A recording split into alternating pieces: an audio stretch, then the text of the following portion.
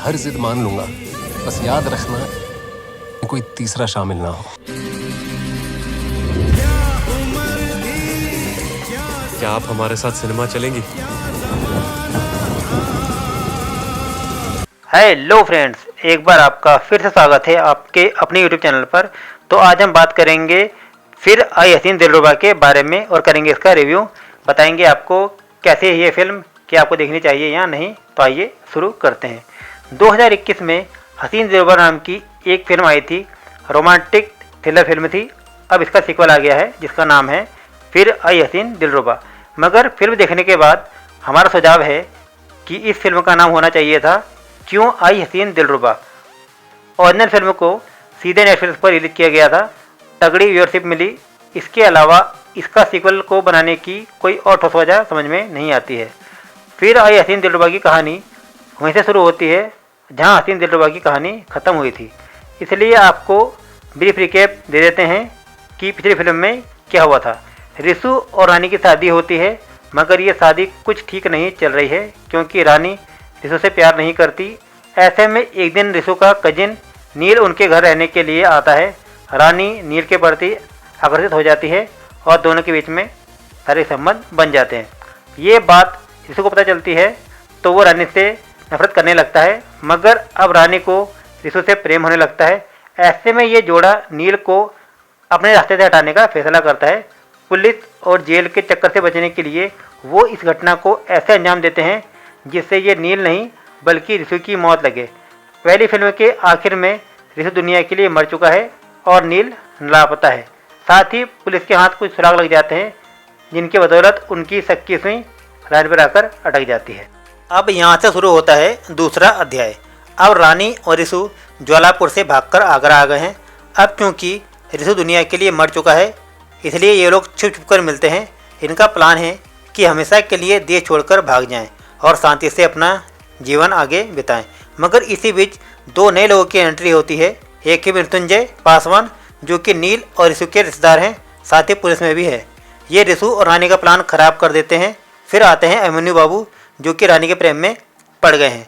रानी अपने फ़ायदे के लिए अभिमन्यु से शादी कर लेती है। अब ये सारा कन्फ्यूज़न कैसे ख़त्म होता है इसके लिए देखनी पड़ेगी पूरी पिक्चर। फिर आई हसीन दिलरुबा पहले भाग से कई मायनों में बेहतर फिल्म साबित होती है, मगर ये अपने होने को कभी जस्टिफाई नहीं कर पाती क्योंकि रिसु और रानी जो कर सकते थे वो उन्होंने पहले पार्ट में कर दिया था। नई फिल्म में जो कुछ भी होता है उसका ज़्यादा तर्क समझ में नहीं आता। मैं आपको एक सीन बताता हूँ। मृत्युंजय पासवान को शक है कि रिसु मरा नहीं है। वो छुपकर रानी से मिलता है। ऐसे में वो रानी के घर के 2 किलोमीटर के रेडियस में पुलिस वालों से घेर देता है। फिर भी उनके सामने रिसु और रानी कई बार मिलते हैं। आपको लगता है कि क्या ही ये मजाक चल रहा है। अगर ये आपको मेन स्ट्रीम सिनेमा के लिहाज से नॉर्मल लग रहा है तो दूसरा सीन सुनिए। रानी को लगता है कि उस पर पुलिस का शक गिराता जा रहा है। ऐसे में वो अभिमन्यु से मिलती है और दूसरी मीटिंग में ही उससे शादी के लिए पूछ लेती है और वो मान भी जाता है। ये चीज़ आपको कभी भी कन्विंस नहीं कर पाती। ठीक है, राइटर ने अपनी एक दुनिया रची है, मगर वो दुनिया है तो हमारी ही दुनिया के अंदर ना यथार्थ से थोड़ा तो जुड़ाव होना ही चाहिए, वरना इसे फैंटेसी लव स्टोरी बोल दीजिए। कनिका ढिल्लों ने इस फिल्म का स्टोरी, स्क्रीन प्ले और डायलॉग लिखे हैं। ओपनिंग क्रेडिट्स में उनका नाम सबसे पहले स्क्रीन पर लिखकर आता है।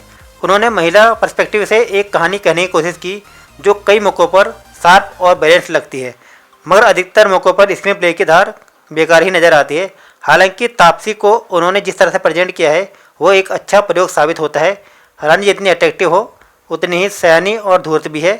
सनी कौशल ने अभिमन्यु का किरदार निभाया है। आपको लगता है कि आप रिसु और रानी के प्रेम में सनकी हो गए हैं। तभी एंट्री होती है अभिमन्यु की।